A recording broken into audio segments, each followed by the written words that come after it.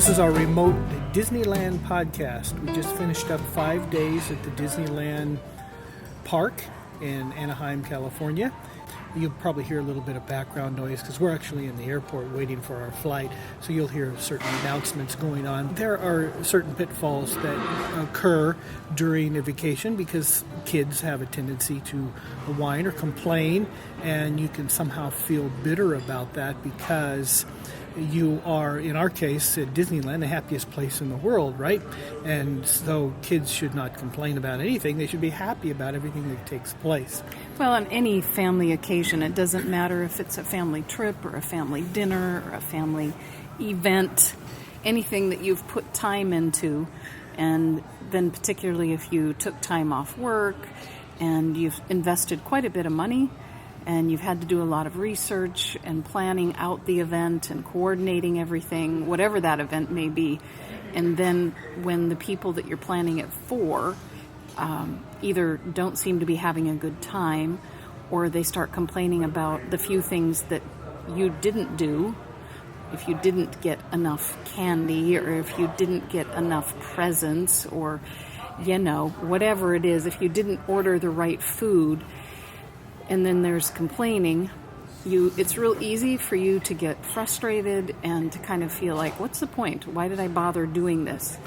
And for me, since I do all the planning in our family, not all, but the bulk of the planning, and Dave does the helping carry things out more than anything else. The heavy lifting. The heavy lifting. And any of the creative energies that I need, he brings to the task. But in general, I do the planning. And so I do all most of the upfront, getting things ready and figuring out what we need to take and how long we'll be gone and what we'll do while we're there. I get very focused on the activities, the event itself, and I start thinking that that's really what it's all about.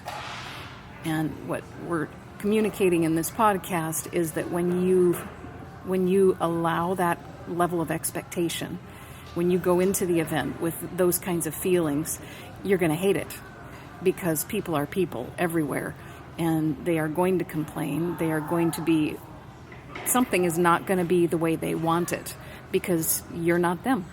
Yeah, and I think that if you have the mindset that says, okay, why am I here? What is my motivation for going to this park? Why am I doing this? And even just having that constantly played in your mind, I think you can have a lot more success in your ability to enjoy what you are doing. The reason that Walt Disney created the Walt Disney Park, he had two daughters, and he would take his daughters to a park. Not a theme park, just a regular park. No, not a theme park. Of course, this was back before there were theme parks, just regular parks. So he would take his daughters to the park, and they would play and do their thing while he sat on the bench and waited while the kids were playing. He had this inspiration of, why not have a park where everybody can be involved, something that everyone can enjoy together. And that's the key word, together. So why not create something that the whole family can do together? And so he set about masterminding this park, Disneyland Park, and quite successfully. And that's one of the things we've enjoyed, that you can go to this park and everybody can have a good time. The rides are not just rides for little kids. The events and the shows that they put on, they're not just shows that little kids enjoy. They have some of that, but by and large, most of the attractions and the shows, they are really designed so that everyone enjoys what they're seeing. Everybody enjoys the rides. And so I think that's the mindset that you go with, is that we are going to enjoy this together, but more importantly, we are just going to be together. Now, again, everything that happens isn't going to be enjoyable. Nobody really enjoys listening to the children cry or whine and complain. And I'm not saying somehow get the mindset where you enjoy that. The message that I'm trying to get across is that you have in mind that we are together. We are creating this memory, and we are establishing really positive experiences together. And the thing is that if you're a person like me, who is more focused on the event, and I know how expensive the whole thing was, I'm sort of like this woman that was on a ride in front of us whose child probably was about 3 years old, and he was kicking and screaming because he did not want to go on the ride. But the mom was bound and determined, by golly, we paid for this, we're going to enjoy it, so shut up and get on the ride. And it's really easy when you forget that what you paid for, what you're investing in, is family time, and you're trying to remove yourselves from the familiar situation of home and be in a challenging situation. No matter where you go, if it's a different place, you don't have all the comforts of home, you're not going to be able to rest on the normal scheduled times, you're not going to be able to eat in the normal manner because you're working in some other kitchen, or you're having to go out to eat, or you're roughing it. So whatever the event is, you're having to really cope with difficulties and challenges and obstacles. And you don't really think about Disneyland as, okay, we're going to go and face some obstacles together. But, I think that's the only way that you can go into any kind of family event, and particularly something like Disneyland, where your expectation tends to be, because it's called the happiest place on earth, and because we think, well, we're going on vacation. And I know as an adult, my expectation when I say I'm going on vacation is it's going to be less stress, which is that's ridiculous. It's not going to be any less stress. You are removed from the familiar, the comfortable. It is going to be more stressful, pretty much anywhere you go, unless you go to the beach, and it's the same beach you've gone to 50 times, and so you know what to expect. But even then, it could rain. Right. If you're in a tent, that's miserable.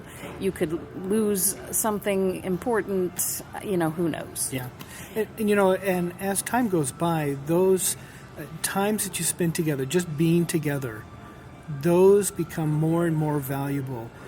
One of the things that I have done in the past and still do on occasion in my videography business is I transfer old 8mm film and sometimes VHS film to DVD or to digital files.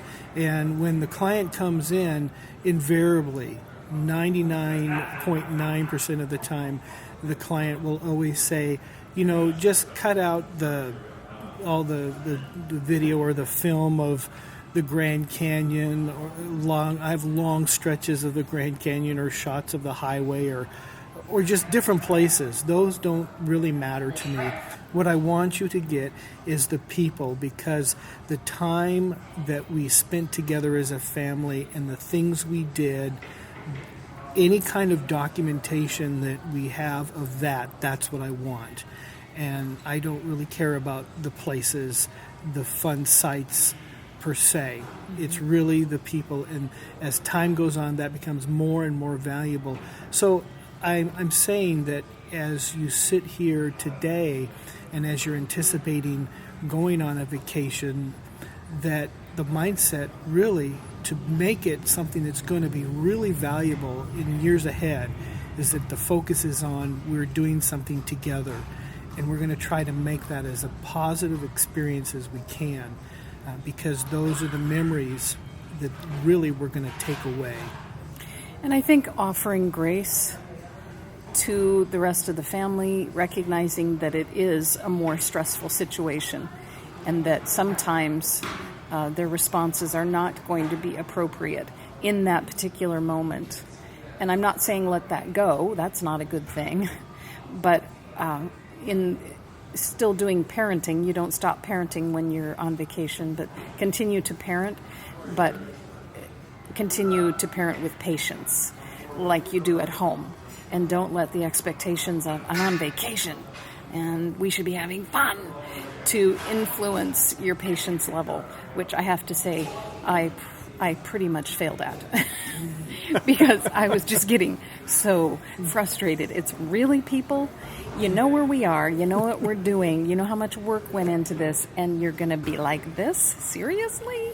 Right. There's the true confession. We don't have everything together. We're not perfect. Well, I don't know. The verdict's not out on me yet, but not everybody's perfect in this relationship, right? Let's just say I was about ready to leave them both at the Snow White location, and they could choose whether they were grumpy, sneezy, sleepy, dog, happy, whatever. Right.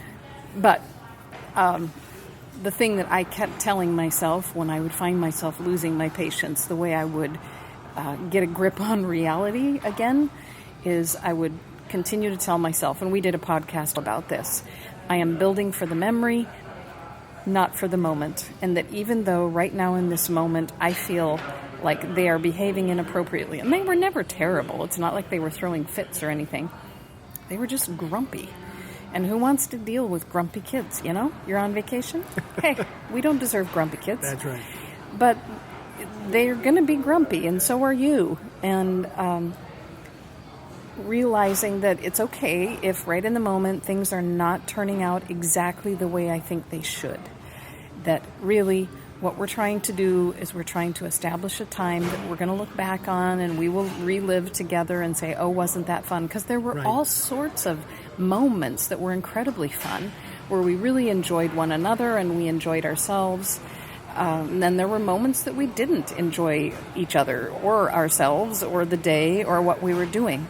But you tend to forget the things that you didn't enjoy, and you remember the overall in this gloss of, it was exactly a great time. And in fact, I learned a lesson because our high schooler, she's an adolescent and was behaving much like an adolescent, which meant she was totally unpredictable. She would be happy, and then she would be just grumpy, and then happy and grumpy, and there was no reason for any of those feelings. So you never knew exactly where you were going to be at any moment. But she did this really fun thing with her Instagram account. She posted a summary of each day, and she took about 8 pictures and put it in this cool collage kind of thing. And then she would say a few words about day 1, day 2, day 3, etc. And frequently she would say positive things about the family and positive things about what we were doing. She never once posted and said, we had a wretched time.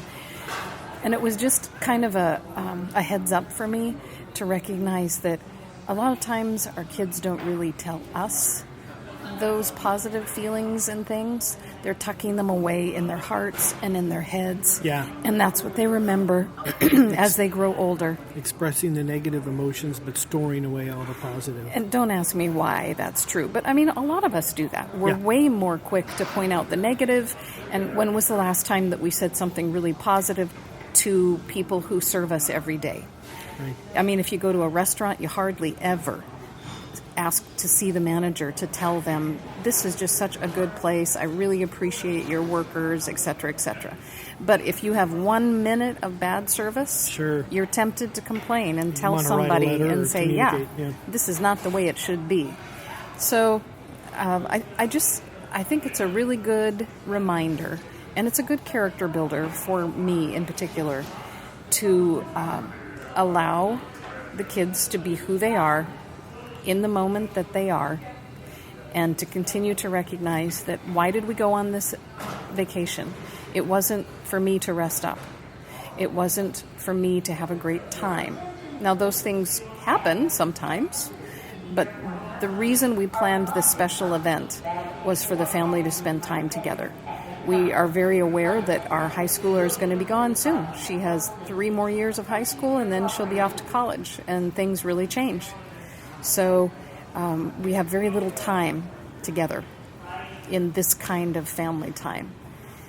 And if I can work on letting go of those very unrealistic expectations and hold near and dear to my heart and allow it to monitor and influence my behavior, to say, we're planning the event, we're spending all of this money not to go to Disneyland, but to find a different location that might be an interesting and fun location for our family to build some memories and to be together.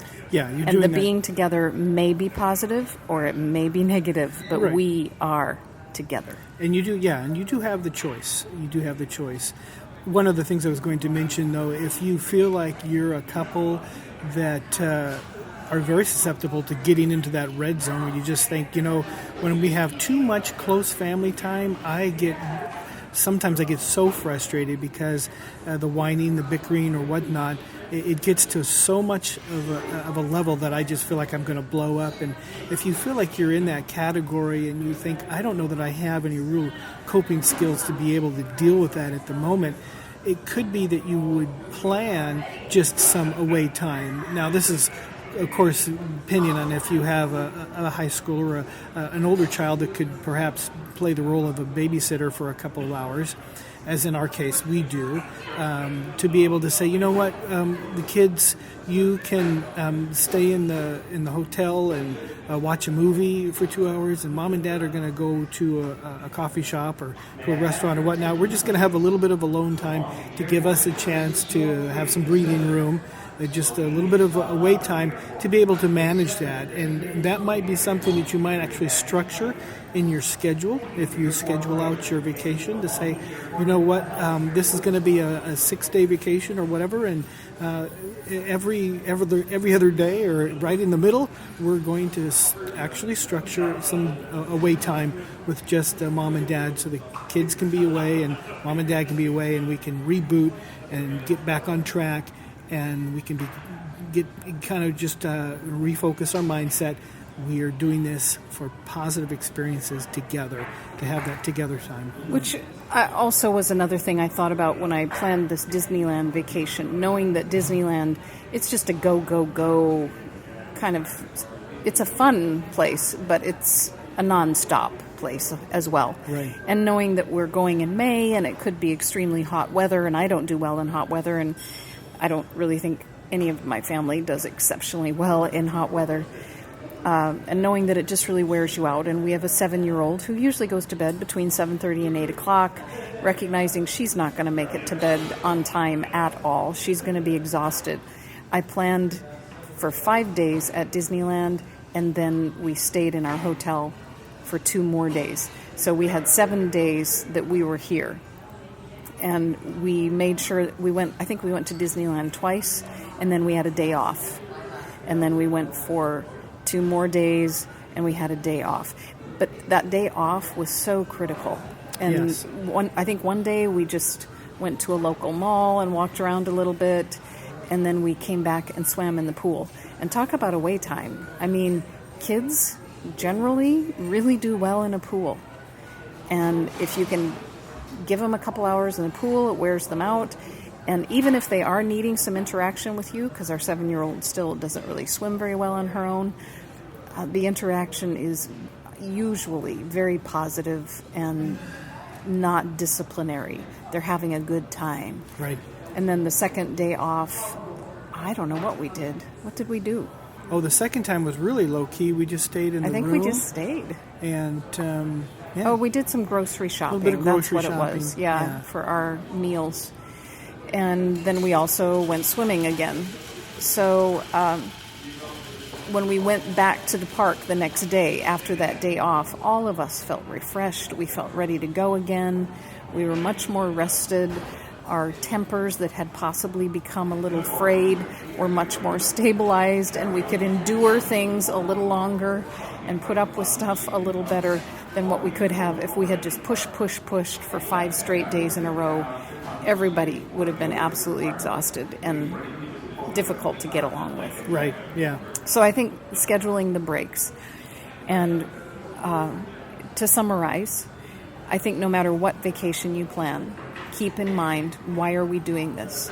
And it was a real visual lesson for me watching parents in line with their kids. There was one parent, we were waiting to watch World of Color, which is an evening event, and it's where you stand next to this kind of lagoon of water, and they do these beautiful light displays on water fountains, and they have projectors projecting onto the water spray. It's a phenomenal thing. Well, the mother she had a pretty prime location with her daughter, and they were watching it, and in the middle of it, her daughter said she had to go to the bathroom. Well, the mother was not going to leave this great location. And I mean, we're watching this world of color. It's really important and it's wonderful. And we paid a lot of money to come here. And I don't know if they were going to get to be there another day or not. But the mother kept telling her, you can wait, you can wait, you can wait. And the kid, she was about 10 years old. And finally she said, Mom, I gotta go. And her mom was so torn. Do I stay and watch this and just make my kid stay? Or do I let my kid go? Do I go with her? And in the end, the mom stayed and she told her kid to go. And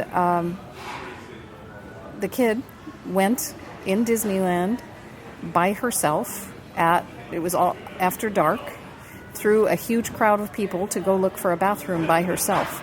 And I just thought that is such an example of twisted priorities. And I understand them, but you're not here to see the world of color. You're here to be with your kids. Right. And to be together. And if your kid does not want to go on a ride, if your kid is not feeling well, if your kid needs to go to the bathroom, what are we here for? We're here to do things together, to be together. Right. And if this is not working for you, well, let's go find a place that will work for a little while. And I'm not saying give in to your kids and do whatever they want. We had them do some rides that they were, I don't really know that I don't think that's very interesting. Because, we have a 7-year-old and a 15-year-old. So sometimes the 15-year-old would think this is kind of boring. I don't want to do the teacups. But we would talk about, I would say, this is what we do. We stick together. We do things together. This is for your little sister. She really enjoys it, so we're going to go in and do it. But at the same time, not pushing it to the point where the kid is angry, where the kid is being given second place, where you're saying to the kid basically with your actions, this ride, this event, this thing we're doing is way more important than you are. And I think that many of us, I know I do that with my actions. I don't ever do it with my words, but I do it with my actions sometimes, especially with our older daughter, where I communicate to her that what we're doing at that moment is more important than she is. And I don't ever want to do that. And I try not to, but I know unintentionally sometimes I communicate that. And so continually reminding yourself, why are we here? Why did we spend all the money? Are we investing in an event, or are we investing in family? Right. And there will be positive memories. And I think if you take pictures and take some video, and then 3 months, 6 months passes by, you pull those photographs out and you pull those videos out, and kids watch it, they're going to recount the positive memories. They're not going to recount the waiting in line or the complaining about this, that, and the other thing. They'll recount the positive memories. That's your proof positive that the positive memories are stored away, and that's the reason you go on these vacations, to have positive quality time together. You're doing things together.